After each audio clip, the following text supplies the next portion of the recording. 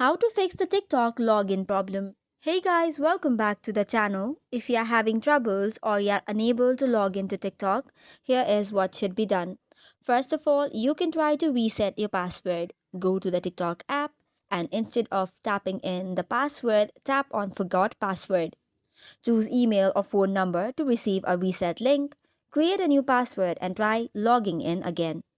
Sometimes it could also be a temporary glitch, so in order to solve it, you will have to clear the cache. To do so, long press your TikTok application and go to App Info. Tap on the third option of Storage and Cache and then clear the cache.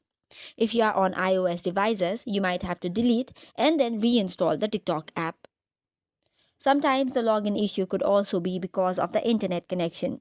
So try to switch between Wi-Fi and mobile data to check if the issue is network related or not. Restart your router if you're using a Wi Fi connection. After that, head over to Google Play Store or App Store. Tap on the search bar and type in TikTok. Check for the updates and install the latest version. However, if nothing helps, you might have to contact to the TikTok support for the further assistance. So that is all for today's video. For more such contents, do not forget to hit the like and subscribe button. Thank you and keep watching.